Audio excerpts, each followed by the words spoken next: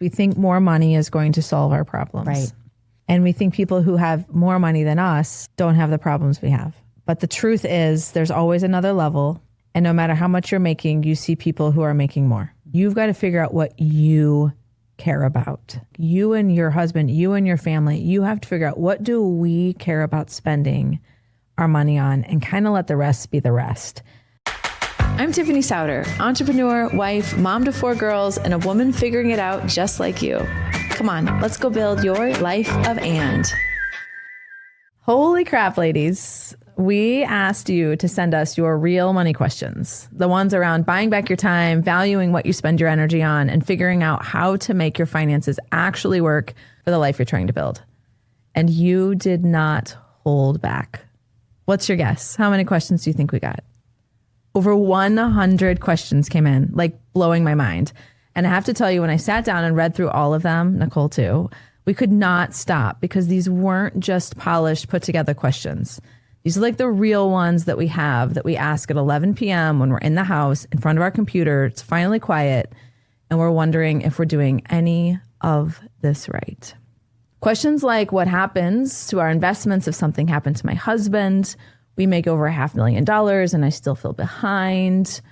Or I feel guilty every single time I spend money to make my life easier. These are the kinds of questions that we got. I know I have felt these, and I know you have. So here's what we're going to do. Here's what I know after reading every single one of your submissions. We are a generation of women who are smart, capable, and doing a lot of things right now. But we're still struggling with financial confidence. And I think too often we've handed one-size-fits-all budgeting advice when what we need is a real conversation. So today, that's what we're going to do. And here's what I'm excited to tell you. This is not a one-time thing. Today is the launch of something new. Every quarter, myself and Nicole Lorch, we are going to sit down and do this. We're going to bring your questions and get to the real stuff. Our lived advice, your questions, no lectures, just jargon and honest conversation. But before we dive in, I have a disclaimer. You're welcome, compliance department. What we're going to share today is real talk from real life. It is not a substitute for professional financial advice around investing or budgeting. Please work with a financial partner or planner for decisions specific to your situation. Here's how this is going to work. Samantha's going to ask Nicole and I your questions, and Sam is going to be acting like the voice of the audience, making sure we don't get away with non-answers. Nicole Lorch is here bringing her own advice, both as a working mom who plays a big part in her family's financial story and as the president of First Internet Bank. You're going to find she's not only the kind of leader you want to be like when you grow up, but she's also refreshingly human about all of this money stuff. So let's go. So thanks to everyone who submitted their questions to win a pair of sneaks. Our winner was announced. Her name is Amanda. So thank you to Amanda. She is ordering her pair of sneaks, and hopefully we'll show them off to us soon. Before we dive into our audience confessions, I want to ask you both a question. What's your money confession? Something you've done, believed, or avoided that you're ready to admit out loud today? It's mid-April as we are recording this. So it is, taxes are front of mind for a lot of people. And we did ours on time. But since I had a job more than 20 years ago that involved variable compensation, I had some commission that I earned in sales. I got caught once owing much more in taxes than I anticipated. And I hadn't saved for that.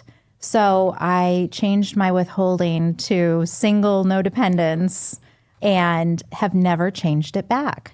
So I've since gone to a salary-only job, and I still have far more withheld than I should from my paycheck. And I've gotten a refund, not a huge one, not life-changing money, but it's something that every financial planner tells you not to do. Don't give an interest-free loan to the government, because that's effectively what I'm doing when this money is withheld from my check. So I hereby resolve to get my tax situation right, because I'd rather be responsible for saving that money in a savings account where I'm earning the interest, not giving it interest-free to the government, because there are things I could do with that interest. So instead of having the government, you're going to change that single, no dependence, right, to something a little closer to my actual situation. Yeah. So that less is withheld from my check. Consequently, I will earn more. And what I earn in, the margin of what I earn, I'll just put into another savings account and hold that so that I'm paying taxes, but I'm earning interest on it in the meantime. I think that's super smart. So you let it sit there until your tax bill comes, Right. pay it out of that account, and then the excess you can actually keep. It's earned Exactly. income. Love that. Mine is a little more vain. The one I came up with is like money confessions. I'm like, the first thing my head goes to is budgeting. And for me, a personal priority has always been clothes. I love clothes and I feel very comfortable spending, I'm going to say, a lot of money on them. And I felt like anytime I went and looked at like budgeting advice and what percentage of your income you should spend on clothes, it was like way less than I was spending. And I got to the point where I realized it's just a priority for me. There are other things I deprioritize. I don't go get Starbucks. I don't get my nails done. I don't do a lot of like entertainment kind of things. I cook at home all the time. So there are other places that I would say I make fairly budget conscious decisions so that I can spend more freely in things I really care about. And so I think getting to the place where I understood the way we spend money is really an expression of our values. And these pie charts of where you spend your money is a great place to start, but then tweaking into like what really makes sense for you and your stage of life and all that kind of stuff. So this is kind of my money confession. She's so vain. We'll allow it. I could absolve you of that if you'd like, though. Of what? Of the guilt that you feel over spending money on clothes. I mean, the way you present yourself is you're telling the world how to think about you. Well, I think I've come to say this is just part of the way I express myself. It's a creative outlet. It makes me feel confident. And that is okay. And you make choices in other places. Yes. And I think that's the key thing. Choices in other places beside it. So I will kick us off and I will have Nicole lead this one. Okay. Could you speak to the identity transition? I grew up with a do it yourself and I've got two good hands mindset. It's hard to work against that. Oh, certainly it is. I grew up in a house where we would be told you have two good working legs. You can get up off the sofa and get that for yourself. I completely understand this idea of wanting to do as much as you can yourself. But I think the whole philosophy behind Life of And is to take help where you can get it, because we're talking about a quality of life and not just saving money absolutely everywhere you can, but creating a beautiful life for yourself. So sometimes that does mean taking help, whether it's from experts. Maybe you should not try to take on a plumbing project by yourself or an electrical project. Maybe it does make sense to have your house cleaned or to send laundry out. There are choices that we can and probably should make, because I heard you say it recently, Tiffany, and it was so profound to me. We can make more money. We can't make more time. You get to spend your minutes once. So I would say, figure out where experts can come in and add value to your beautiful life, and it will feel richer for it.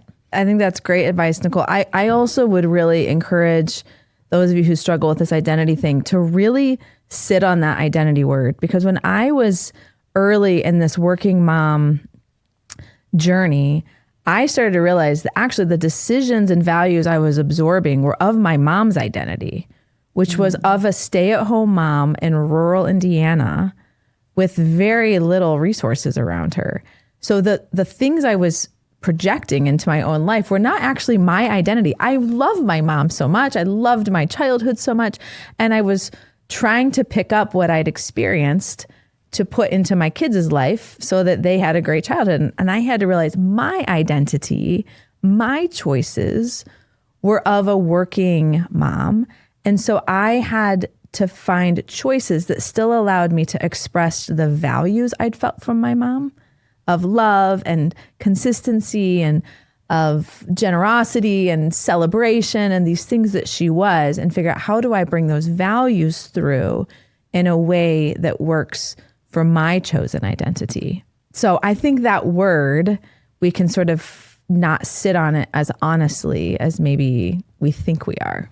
Nicole, did you ever have a moment where that sort of came to a head for you and your family? I think you had said before that you kind of grew up in a household that was like, do it yourself. Oh, I absolutely did. Yeah. And it's interesting when you say that, Tiffany, because my grandparents were all farmers in central Illinois. And I remember once my dad saying to me about a choice I had made to go get a manicure. He said, my mother never got manicures. And I said, your mother was a farm wife in central Illinois, and she didn't have a 40-hour-a-week job where there was an expectation as to her physical presentation. So that's I like the way you brought that forward and the way you put that into words, the identity of who we are and dressing the part if that's the case, but also being your authentic self, because there's so much more to who we are and how we serve the world than just how we spend our money and which buckets it comes from. All right, I'll have Tiffany lead this one. I feel guilty spending money to make my life easier. How do you shift your mindset from saving money to valuing your time? I think there are two things here. One, the question specifically said, I feel bad trying to make my life easier. If you've hung around Life Event, you know I care a lot about implicit versus explicit things.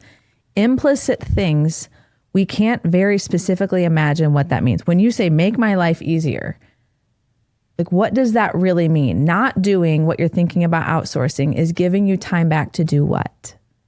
I believe when you actually look at that equation very closely, I don't want to do this anymore, laundry. And instead, I want to spend 2 hours with my kids. I'm going to go to bed a half an hour earlier, and I'm going to take a 30-minute walk every day.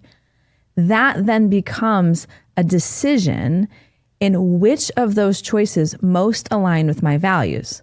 Because my values, when I act in them, that's who I am becoming. I'm becoming the person who makes choices towards this set of things, okay?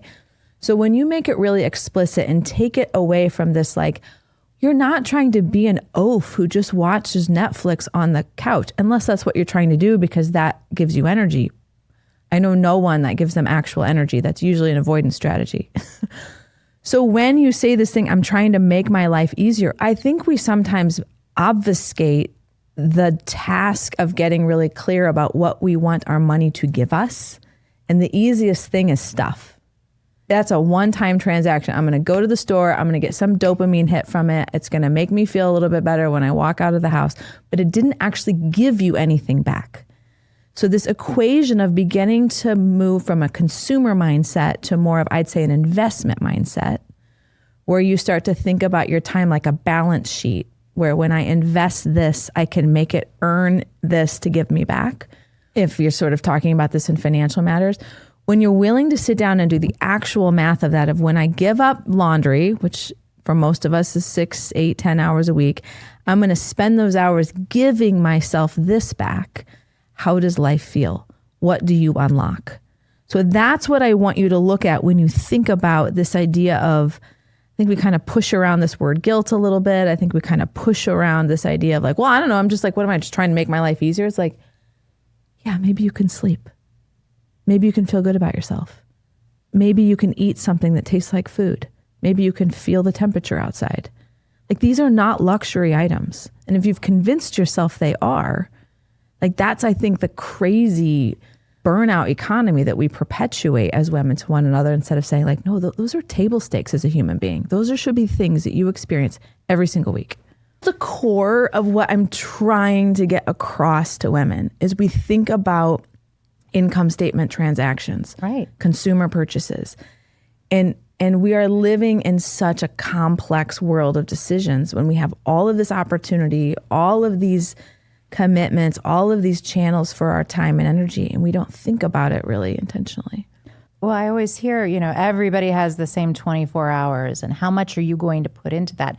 And it almost becomes a competitive idea of how much can I jam into this 24-hour period of time, that the one negotiable seems to be sleep. And so I chip away at that and I chip away at that until there's so little left of me to give to others because I've had so little rest. And then I'm not my best self. I'm not my true self, not my authentic self. I'm certainly not doing the best I can at being a mom or an employee or a friend or a wife. It's how do you best allocate the 24 hours, not just how much can you fit into that period. I love that, Echo.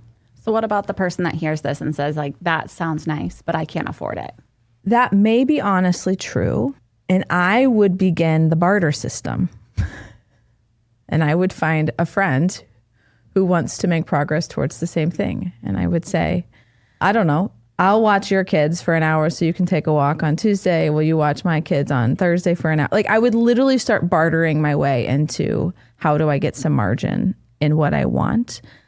I am a entrepreneur, and so I think about time and the ability to earn as really relevant relationship too. And so I would go to my boss and say, like, I would go figure out if I need to get my house clean, that's going to cost me, I don't know, $200 a month, $2,400. I'd be like, what do I need to do to get a $5,000 bonus? And how many hours do I think it's going to take for me to get that? And then I would earn my $5,000 bonus. I would pay my taxes on it. I would put it in a money market account, and I would pay my house cleaner for a year out of that account. And that's how I would get my time back. Like, I would literally, that's how I practically started doing it. As my business made more money or I would get a distribution, we would not go buy stuff. I would say, I now have for a year the funds to go pay for this to be done. And that gives me more time to be healthy and to sleep and to work on the things I care about and grow stuff. And so it's like, when you do just a little of that over 10 years, you start to get a lot of life back. And I think we're scared to start because if we can't do all of it, we don't want to do any of it. And it's like you start everything. I mean, when I first started having childcare, I shared a nanny. My mom came down. I mean, it was cobbled together in a gajillion ways because I just had to start. And I think that flywheel of belief starts to grow when you just start. I love that you're advocating for women asking for the raise or asking for the bonus. Women on the whole tend not to do that as frequently as men or as easily as men will. They feel like this was what I've been offered and I should take it. So if there is an opportunity, maybe you do need to take on a different assignment, or maybe there is some other way that you could contribute. But if your goal is to make more money so you can afford to do the one thing that's going to make your life easier and give you better peace of mind and let you show up in a better way for all of the things you do, then make that a priority and be your own advocate. All right, I'll have Tiffany take the lead on this one too. What are some exercises to start identifying invisible loads in our lives, especially if we don't consciously identify it because it's just what we do? So I think an invisible load is like kind of on the stupid word list. And I don't mean that because it's not real, but I think sometimes like guilt and imbalance and I feel exhausted. Like, it's like, what do we really mean by it? Like, what do we mean? So I think a lot about words that I think are stupid words to say, well, what does it really mean? Because it started from a place that tried to make sense. But to me, it's like, I think it's become sort of this weird weapon. But to me, the invisible load is like when I decided I wanted to have a kid, I had like a list of things I could imagine I was going to do when I had that kid. I was going to like play with them and put them to bed and like feed them. Like, that's probably what I could think of, like I'm going to have a kid. Well, there's a lot of other things that come with having a kid. So you have to like set up daycare. You've got to figure out what you're going to do when they're sick. You've got to rebuy all the supplies it takes, like the diapers, and get the wipes and have them warm, and then write a list of things that are going to happen when you're going to leave the house. And then you have to take them places, and there's doctor's appointments. So there's all of these other things that come along with having decided a thing that you didn't realize how big it was going to be. That's how I think about invisible load. What do you think of when you think invisible load, Nicole? I think that makes a ton of sense. I think about it as the emotional work that we have to do. Sometimes you can divide up things like unloading the dishwasher and who's going to vacuum, but who is going to call the school to arrange the meeting with the teacher, or who is going to take responsibility for getting them signed up for soccer. Those other things that come along with being a mom and all of the roles that we have in our life. It's those little tasks that do come along with it that we probably, like you said, don't think about. We don't think about it. It's like this mushroom cloud of things that are around, kind of these core choices that we made. It can happen even like when you say yes to a board thing and you're like, I'm going to go to meetings and I'm going to raise some money. And it's like, oh my God, there's so many things you have to read the minutes. And like, there's all these other things. So to me, that's what invisible load is. It's like these other tasks that we look at it and say, on its own is not that big of a deal. But when it's times 100, it starts to become like a double-digit percentage of your capacity. And so those little micro tasks add up to like a part-time job. So when you say, how do you start with just identifying it? To me, it's looking at those core responsibilities and saying, what are the things that are just taking up a lot of time? So I then love to put that, because I don't want to be a victim to things. Invisible load is in fact a true thing, but how do I get better at managing that? And that's why I do things like family meetings. Family meetings is a forcing function for me to get very organized for the week so that there's not same day solving, because that increases invisible load when I'm getting a text message from a daughter every 3.5 minutes, interrupting my train of thought, interrupting their day, and I'm just conversing with them for hours. That's exhausting. So I do things to try to minimize the invisible load or offboard it. Like, if do you have an assistant at work, Nicole? I have an amazing assistant at work. Does she do any personal things for you? I try to really minimize that, but there have been times. Yes, and is that a you decision or a her decision? That's a me decision. Yes. So my point is, there are times where there are resources around us. Nicole is an executive at a company. I suspected she had an assistant. There's people around you who can help you also offboard. So I have my nannies do a ton of invisible load stuff for me because I just don't feel like I have to do it. AI with things like putting practice schedules on your calendar. That's an invisible load activity because it takes forever. Now we can take a picture with Gemini and it can put it on our calendar automatically. So there's ways that we can remove friction from these invisible load moments, stop doing it, like turn it into a family meeting, offboard it, like actually getting some help, but recognize it and not becoming a victim of it, for me, is step number one, because it's not going to go away. It's part of the job. And so when I say job, the part of the job of being a working mom. So some of it is being like, yeah, this is part of it. I'm going to make friends with it. And where it exists, how do I try to lighten it or just say, yep, this is just part of the come along with what I chose. When a lot of people like make these invisible load lists, then they like the first thing they want to do is like take it to their husband and be like, look at this, look at all I do. And not that it's a bad thing to like have that conversation, but how do you do it in such a way where it doesn't just become a big fight of, look at me, look at what I'm doing, look at what you're not doing? I would ask you first, what is the spirit of making the list? For me, sometimes the spirit of making the list is not actually that I want help, because I think I do it better and I really want to do it. I just want you to recognize it. So I think that's first. What's the spirit of it? Is it just that you want recognition for what you're doing? And if so, that's human and real and okay. But that's more to say, I just need you to see that I'm doing this, because I feel alone in it. And I think my attitude would be better if I didn't feel alone in it. So I think that's one. I think the other is sometimes we do need help, and we can look at it and say, well, I don't want to do it, so you have to, because there's only two of us, which is maybe the answer. Maybe they do need to help more. But maybe that's where you start the conversation of saying, hey, I've grouped 3 or 4 things together that I think we could get some help with. I went and did a little research. I think it cost us $150 a week. Would you be open to us trying getting some help with these things that are kind of pushing me into the like red zone of energy? And so it's a productive conversation. Or would it be something you would want to pick up like and help with? That way, I mean, they are grown-ups. They're not our children, our spouses. And so when we children them with lists like, do this or I'm going to be mad at you, like, I don't think it creates a great environment. At least it doesn't in my marriage. So I would just say, let's be careful with that. Like, my approach is usually to say, I'm going to absorb in the way that my husband and I's worlds look. I see myself as the chief operating officer of our household. And so there's some things that come with that I want to do and don't want to do.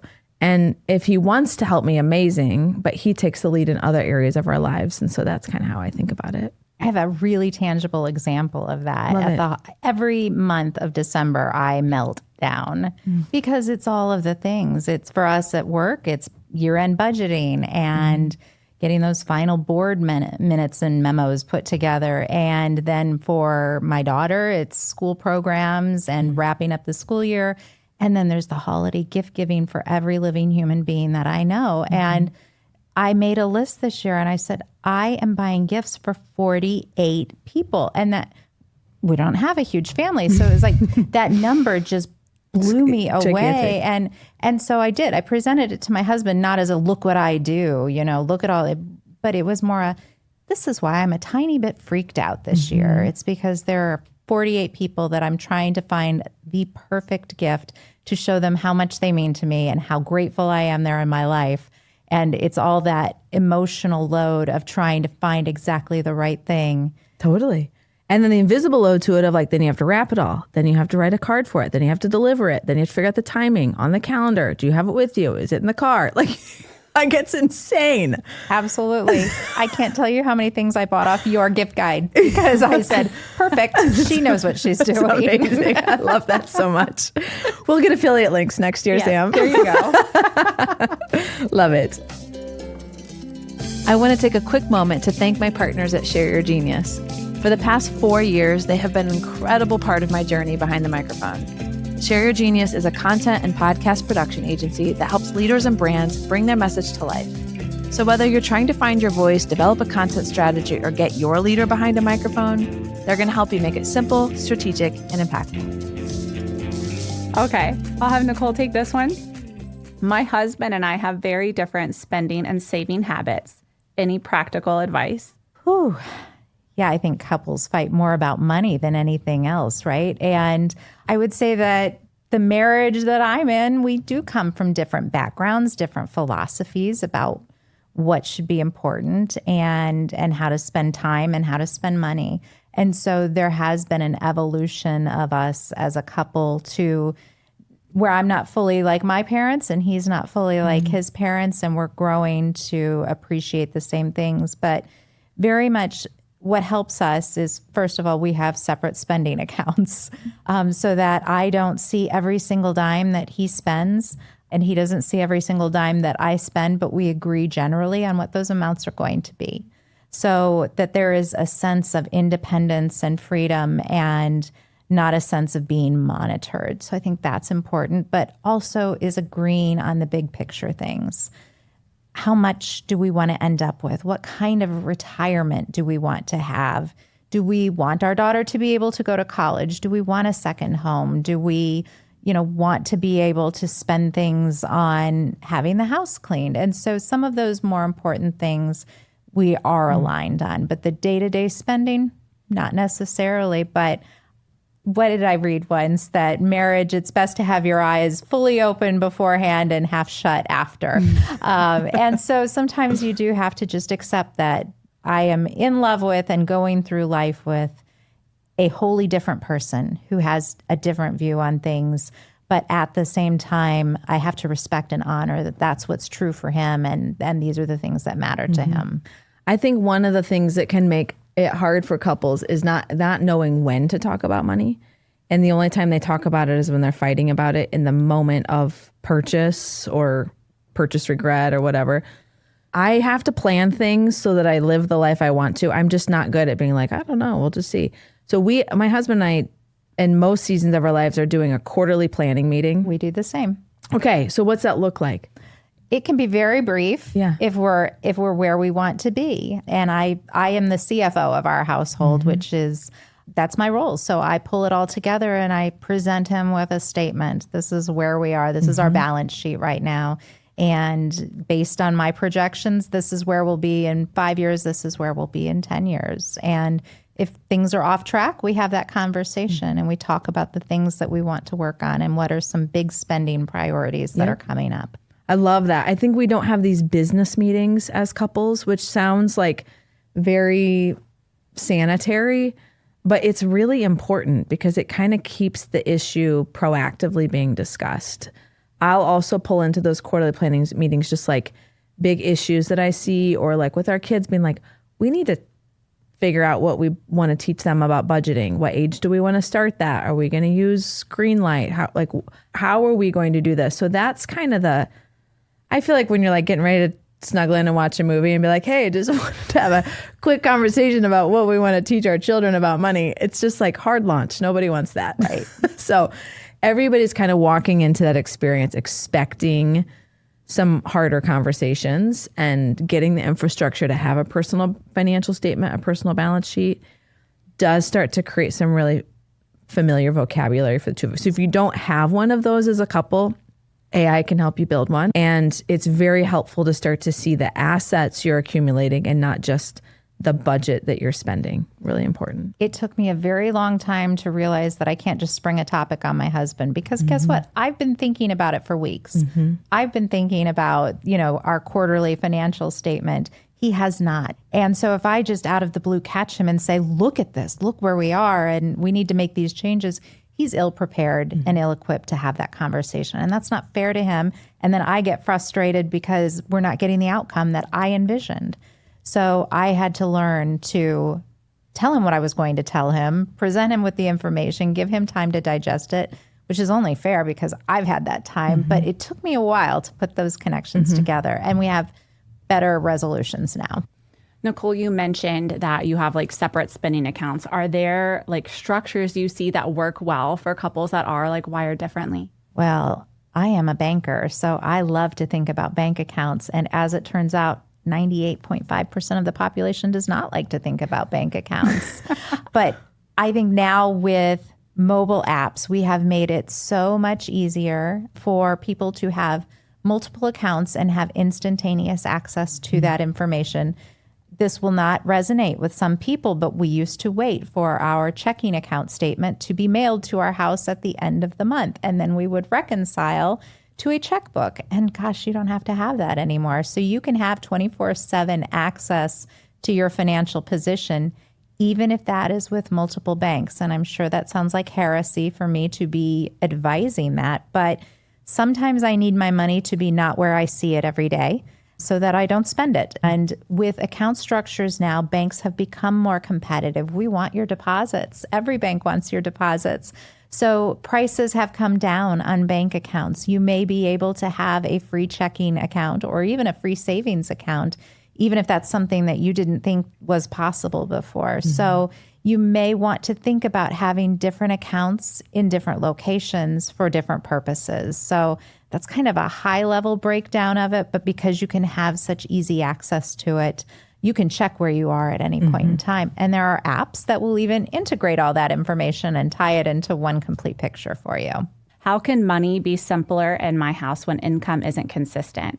My husband makes all of his income on commissions and bonuses. I feel like I'm doing accounting 101 homework every time I sit down with our bank statements. Ooh, I've been there. And I got screwed by it. As I explained earlier, I didn't realize that I was going to have to pay a different tax rate on all those commission checks. So I've talked to some friends who have positions where they have variable compensation and the timing is never what you think it'll be. A deal that you think is going to get signed in March doesn't get signed until April. So timing is an issue. Money is an issue. This idea of cash flow.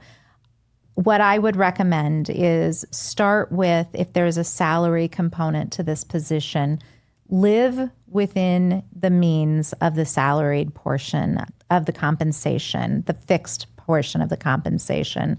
So think about the things you have to have. You've got to have housing, you've got to have food, you've got to have transportation, insurance, the bare minimum, set the bare bones, and then have an account for those things and have a cushion. Depending on how variable the compensation is or how wide the fluctuations can be, you may need to have somewhere between 3 and 6 months of bare bones in that account. And then some of this involves setting up direct deposits. Stop me if I get too technical, but my employer will allow me to parse out my payroll and say, okay, first put $1,000 over in this account and then put $1,000 in this account. And then whatever is left, put over in this final account. And I can split that out in several different ways. So I would say make sure first that you have enough in that bare bones account to cover the must-haves in life. And then I would probably, and you can do what's right for you, but I'd have an account that's for shorter term spending and probably longer term, maybe spending or saving. So if I think about things like the kids' clothes, those little rugrats keep outgrowing everything. And you can wake up one morning and, shoes are an inch too short and hems are 2 inches too short, and you're sending your kid off like they're looking like a flood. So I would say some of those expenses are going to come up. And are they absolutely critical? No, but they're probably shorter term important than they are longer term. But clothes for me probably can go in that longer term bucket. So I would make sure that things are allocated so that when the variable portion comes in, when that commission check hits, when that bonus hits, then you're filling up the other buckets, but make sure you have enough for the essentials on a day-to-day basis, because you don't want to have to go into debt for something that you don't absolutely need. So try to live within the means, if you can, of the salaried portion of your compensation. Our household is about 50% W-2 and 50% like just distributions, bonuses, et cetera. And our household runs on our fixed expenses or on our fixed income. And we have just been so, and this is to my husband's credit, so very slow to add anything that's monthly recurring. Like joining a country club, sending kids to private school. Like that is where I feel like families get way upside down, is you're depending on this variable comp to cover what is a fixed cost. So you have variable income covering a fixed cost every single month. And that when that gets out of balance, you set yourself up for potentially, I think, a more catastrophic event. We spend our variable, the 50% other on house projects and vacations and, gifts, that kind of thing. Christmas might come from that. It might, maybe sometimes it's leaner and sometimes it's bigger. So the variable income is spent on variable costs and keeping those things as connected as possible. I think the question was actually 100% commission. Is that right, Sam? Yeah, all of his income on commission and bonuses. So I would, if that was the case where 100% was commission and bonus, I would probably look at a 12 to 24 month average and pick like 10 to 15% below that and say, this is where we're going to get our mortgage, like you were saying, our insurance, that's where this is going to sit. And as that number stair steps up, then as I start to get more confidence over time, we can maybe ratchet up our standard of living. But when variable income is covering fixed costs, even if it's variable, if you've said, I haven't made less than $150,000 in 5 years, it might come in a variable way, but that's really your baseline number. So. Right. Timing will get you. So I would say, as the banker in the room, don't be afraid to set up more than one account and keep things separate so that you're not tempted to spend what you probably shouldn't right now. Make sure you have enough. And the more variable the compensation is, the bigger your cushion needs to be in terms of covering. So 12 to 24 months is probably a good idea if it's 100% 100% variable. Nicole, you were just talking about like different types of accounts. So what is the right balance between a savings account, a high yield savings account, and retirement funds? Savings versus high yield savings, there's probably no real difference. It is marketing. And I started in marketing. I adore marketing. Marketing exists to make us buy things we don't need. But I would say that savings versus a longer term retirement savings, there are certain what I think of as hands-off type accounts, whether it's a 401k or an IRA. Those are designed for long-term savings. They are tax advantaged. So often with a 401k, your contributions are not taxed on the way in. And certain IRAs, they might be taxed on the way in, but not the way out. Those are designed, though, with tax advantages to encourage you to save for the long term, and they should be hands-off until you need them. Unless something catastrophic happens, you can borrow against them, but I would not advise it if it can be avoided because there are real implications to doing that. Instead, I think about having shorter term savings horizons. And again, this is where I'm going to say, open a bunch of accounts, and your bank will probably let you even give them cute little nicknames through their app. So you can say, this is for my Hawaii trip, and I'm going to have a Hawaii savings account, and I will put into that what I can. So if you designate the purposes, whether it's a savings account or a high yield, often the only difference is how much you have to start with, because there will be minimum balance requirements and fees if you go below that. You may earn more in a high yield account, but there may be a threshold that you need to meet on the way in to make sure that whether it's $4,000, $20,000, there are different pricing levels for savings accounts. But what's your threshold at First Internet Bank? So at First Internet Bank, firstib.com, We have two types of savings accounts. There's a free savings account. You can open it with as little as $25, and there's no monthly minimum required. So it can go to zero. It can go to 25,000. There will be no fee for keeping that account. But it doesn't earn quite the amount of interest that our money market savings account has. Now, with that account, you'll need $100 to open it, but you get more in terms of interest. And there is a $4,000 minimum in that account to avoid a fee. So for most people, I think the trade-off between those, depending on what interest rates are doing, might be somewhere in the neighborhood of $2,700, $2,800, where it would make sense to be in one account versus the other. Most banks will offer more than one savings account option. So don't be dazzled by the name money market savings. It's effectively a high yield savings account, but usually there's a higher threshold in order to earn interest that is on that account, or there might be a higher threshold to avoid fees. Fees will just erode your earnings. So make sure that you are in the right product for you, and don't be afraid. Don't hesitate to compare your options. Like I said, with all the different apps that we can have, your bank doesn't need to be right down the street, especially for a savings account. You can have your money put in there through direct deposit, and it's somewhat hands-off because you're not touching it, and allow it to grow that way. That was a great answer. Tiffany, I'll have you take this one. How do you balance buying back time in a high-cost season, like when you're paying for daycare?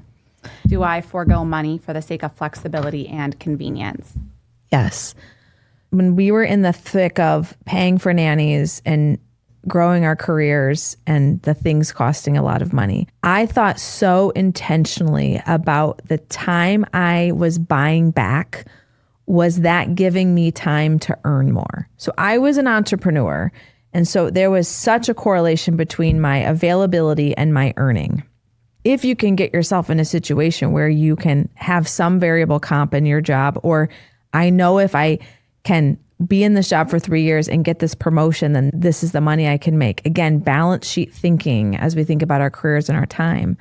But when you're underwater in your life, you have no additional capacity to be able to actually put yourself in a position to be able to earn more, have more responsibility, get more impact, that kind of thing. So it was heavy balance sheet thinking. I also would challenge you to actually go and see how much it's going to cost you to get the time back that you really want. Because you can get your laundry done for like $40 a week, and get really aggressive with yourself about where have you said yes to stuff in maybe previous seasons of your life that was important, that you can say no to now in this season. Again, things like entertainment, eating out. I always go to getting your nails done. My hair looked the exact same since I was high school until I had to color it, because I was like, I was not going to spend the time and money in a salon chair when I knew that I could be spending that $400 on getting help, and I could spend that 2 hours selling something. Like, that's literally how I thought about my time in my 20s and 30s. So think about yourself like an asset that has energy and talent that you're managing into your highest potential. And that doesn't mean being with your kids isn't high potential, but getting really aggressive about what is getting our resources. I also have found with my teenagers, putting them on a budget. What that looks like for us is we have a contract literally written up with both of them that outlines what it is that they pay for and what I will pay for, and the amount of money they get every other week to do that. Has really helped contain the I want the latest and greatest Lululemon, I need the latest and greatest Aloe sweatshirt, I need the latest, like all of like the never ending. We make a lot of money as a household, and it was still getting insane. And I started to realize this was going to mushroom into perpetuity, and I was giving them a lifestyle that they cannot afford when they graduate from college and make $62,000. And so I'm going to train them at 14 and 16. Yes, they want nice things. I understand that. So do I. And I want to put them in a place where they get to make the choices and grow the executive function of delayed gratification. And it's not all yes or no. And I'm not the bad guy anymore. They get to make choices in spending. So I think giving our kids some control gets us out of having to be a perpetual ATM that can add up to like a couple $1,000 a month before you know it. And it's become very contained. And I feel like we're spending less, honestly. And I feel like they have more agency in their choices and priorities. And it's taken the conflict out between me and my teenagers in particular. And what a gift you're giving them to be prepared for what I think of as a cliff sometimes Yeah. when you roll off mom and dad's payroll. Totally. And you're making your own money. The whole idea behind parenting is that we're preparing our kids to be responsible adults. And if they can self-sustain once they leave the nest, then we've done our part. And sometimes that's not a perfect cutoff, but I think that's a great way to think about getting your kids ready for being adults. Nicole, this is from someone whose husband is like the CFO in their household. So Okay. if something happened to my husband, I'd suddenly find myself in charge of all our investments. What's the best way to wrap my arms around this without my head exploding? So like thinking about the future, if something were to happen, how can they like proactively be prepared for that? Of course. And we hate to think that that might happen. It's reasonable and realistic to expect that life won't be a terminal event for both of you concurrently. So I think this question's being asked and that there's some thought going into it, because for some of us, money is this giant blind spot. For me, it was always insurance. Somebody would start to talk about insurance facts and I would almost hear white noise in my head because it was just such an unimaginably difficult thing to wrap my head around. So don't feel like you have to become the expert, but I would say know your financial position. Have the quarterly meetings with your husband or your partner. Understand where things are held. Have passwords to them so that that doesn't become an issue. Make sure that there is some amount of estate planning that has happened, because what you don't want is for all of your assets to end up in probate. And so make sure that, meet with an attorney, do some estate planning so that there will be a smoother transition of those assets if either one of you leaves Earth first. And then make sure you know what the position is. But then, my goodness, go get help. You don't need to be able to spell ETF, much less understand which one is right for you. There are a lot of certified financial planners out there who can help you to make those decisions and make sure, if and when that comes, then start to interview. Find comfort in the financial professional that you're working with, one who asks questions, one who gets to know you and will help you through what will be a very difficult time if and when that happens. I love that you're thinking about this in advance. It's sometimes difficult to do, but it's responsible to do that. I might add maybe that you start the conversation with him, because it sounds like it hasn't started yet, in saying, what would it sound like if we were to start trying to have conversations around where our investments are and what I would do if something would happen to you? It's very open-ended versus like, what am I supposed to do if you die? It feels like, what? Like, I'm not dead, I'm here. So just like, what would it sound like to have that conversation, I think is an open-handed way to sort of start it. Your husband may also already have identified someone who's going to step in and essentially be an agent for the finances if something would happen to him. So I would ask too, like, is it something you need to know? I think having context for it, understanding it, and knowing who the person is or organization that your husband is saying, I'm pointing to them as the people to trust you to help with this. My husband is a CFO in our family. I know a lot about 60% of our balance sheet and almost nothing about the rest. And so there's sort of this asymmetry, and like, I wouldn't know who to call for this Charles Schwab account. I wouldn't know how to navigate the vocabulary of some of this. And so how would I do that? So that's a way to think about it too. All right, Tiffany, here's one for you. In the past 2 years, we've grown our net worth by over $1 million. Everyone around us is vacationing and spending money. How do we get to a point where we can start having more experiences and still feel comfortable? We easily make over $500,000 a year together. How is everyone else making it happen? Such a good question, because we think more money is going to solve our problems. Right. And we think people who have more money than us don't have the problems we have. But the truth is, there's always another level. And no matter how much you're making, you see people who are making more. You've got to figure out what you care about. Because the first of it said, everyone else I see going on these trips, sending kids to private schools, whatever, it's like you and your husband, you and your family, you have to figure out, what do we care about spending our money on, and kind of let the rest be the rest. Like, we don't send our kids to private school. They ride the bus to a public school. Instead, I have a nanny and we go to Europe. Like that's like probably equivalent cost. Nanny and a trip to Europe is the same as sending 4 kids to private school. It's like, we can't do both of those things. That would not be financially smart for us. So we're gonna have to pick one. So there are things where you're at a place where it's like, we have to pick one of these things. You might see other people doing both, and maybe they can. Maybe they're rolling on debt. Maybe they're using a HELOC to do it. Maybe they got a $6 million inheritance yesterday. You have no idea, but it doesn't matter because it's not your situation. Comparison is the thief of joy. So, and it happens a lot in the suburbs. I live in the suburbs, and you see these houses and these cars and these outfits, and you think, how are they living this good life? And what am I doing wrong? Because first of all, you're making $500,000 a year. That's awesome. Congratulations.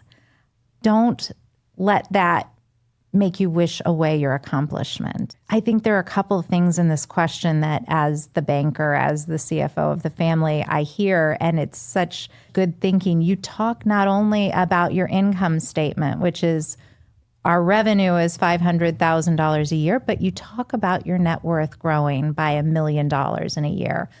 Awesome. I love that because you're talking about the balance sheet. And I didn't love accounting classes when I was an undergrad, but here is where it matters. You have a balance sheet in your life, which is the things that you have. Your assets may be your home, but as an offset to that, you have a liability, which is the mortgage that is allowing you to finance the home. So your balance sheet is going to talk about what you have. Your income statement talks about what you're making and how you're spending it. You want the number at the bottom of the income statement to be positive. You want to have made more money than you spent. And when that happens, you will grow the balance sheet. But life is really more about the balance sheet than it is the income statement. We get caught up, and I think this has been something for me that I still battle this demon. I think to myself, I make X. I should be able to afford Y. And I find myself doing it all the time. And first of all, it's gross income thinking. I think I make X. Well, the reality is I have taxes, I have insurance, I have a lot of other things that have to get paid before I really make. So it's really like X minus a big number. Minus X. Yeah. My daughter keeps saying, I'm never going to need to use algebra again. And I said, oh, but you will. You will be constantly solving for X. So I would say, first of all, erase the gross income mindset if you can, because you don't really make X. You bring home X minus a big number. So try to reset your thinking around what you're really bringing home, what your disposable income is, and that'll help you then right-size all of your money choices after that. But rather than getting tripped up in the what I make, think about what I'm trying to grow, what I'm trying to build. We talk in Life of And about building this life that you love. Part of that is building your net worth, creating assets that create income for you, whether that's maybe a home, because that is going to grow in value, or you're creating a business or an investment property. But try to get to a place where even if it's just your retirement savings, your assets are creating income for you. And that's really the financial life of And is growing that balance sheet and becoming less concerned, because then that will help to fuel the income statement. Okay. I love this as a last question here, because we've talked a lot about having open conversations with your spouse, having conversations with your friends. So this last one is, how do I become financially literate? I'm a working mom and my husband handles the finances. I don't even have the jargon to start those conversations. I think money is a priority to everyone, but some of us get scared to get started. And I hope that what we've done over these last few minutes has been helpful to some of you. I think there's been a lot of bravery in the questions that have been shared. And so I think this is a starting point, is acknowledging what you don't know, what have you been putting off, what have you avoided, because it may feel like a blind spot or something that's insurmountable. And nothing in this life is. You can build the vocabulary. There are so many amazing resources specifically for women even, to help you learn how to talk about money, how to think about money. I'm listening to the audio version right now of How to Become a Rich Old Lady, I think is the title of the book. The title caught me, That's right? amazing. I thought, yes, I want to be a rich old lady. And so just thinking about it, there are some really clever headlines, but find something that speaks to you in a language that you understand. It's not all dry textbooks out there. There are so many ways you can absorb money, whether it's podcasts while you're driving or audiobooks or, while you're getting ready. Let's make use of that mirror time and try to learn something new. So I think there are lots of resources out there. And if you find the one that speaks to you in a language that resonates with you, it'll be more enjoyable for sure. And I think expect you're going to go through everything you do when you learn something new. You're going to feel dumb. It's going to be annoying. You're going to be frustrated. You're going to want competency faster than you have it. And look at the way you've learned other topics and give yourself that. Like I learned by working it out verbally. So I would need to find a friend that knows this really well and say like, okay, you said this word. I don't know the difference between an income statement and a balance sheet. Can you show me examples of that? And what about my car? Where would that go on here? Like literally, I would have to like piecemeal all of this stuff and tell stories and bring it to life so that I could understand these silly words in a way that was very conversational and very story oriented is how I learn things. So figure out how you learn and then step into that. But and tell yourself, I'm going to feel silly. And that is part of this process, is to feel silly in it. And you don't need to become an expert. You don't need to be able to sit for a CPA exam. You don't need to understand it all that well in order to get started. So give yourself a lot of grace. Totally. But I think all of us as women have a responsibility to put this conversation on the table. That's actually where this whole thing started with Nicole and I. We were at a dinner. I may have purposely put her beside me because I was like, we have to talk about money, about women at the tables that we're at. It can't just be about parenting and about what we've bought. Like I care so much about that, and so does Nicole. So it begins, we give ourselves the vocabulary, our daughters the vocabulary, our friends the vocabulary when we are willing to start the conversation. And thank you for doing that. Look at us now. If I had known what I was getting into, right? I know. It's just like, where am I going? Here we are. Here's what I keep coming back to after today. It doesn't matter if you grew up around these conversations or not. It doesn't matter if the words feel comfortable or completely foreign. It doesn't matter if you have financially savvy friends in your corner or you're starting from zero. At some point in every area of our lives, we have to decide that we want to be good at it. And money, it's no different. We still have over 90 questions left from your submissions. So know that we are listening, we are paying attention to the themes, and we are using what you're telling us to shape every money conversation that Nicole and I are going to have as we go forward. We'll be back next quarter with another episode of Money Confessions, where we're going to keep chipping away at what matters most to you. Nicole, thanks for joining me on the set, for showing up without armor on, and for making this feel like a conversation and not like a lecture. Thank you. I look forward to the next conversation. And thanks to all the listeners out there who gave us such great material as a starting point. I can't wait to see what's next. I know. Amazing. So fun. If you guys got something from this episode, please share it with a friend. It is the fastest way that we grow the show. And we have got to put the conversation of money into the foreground, and sharing this is a great way to do that. So thanks for joining us, and we'll see you next week.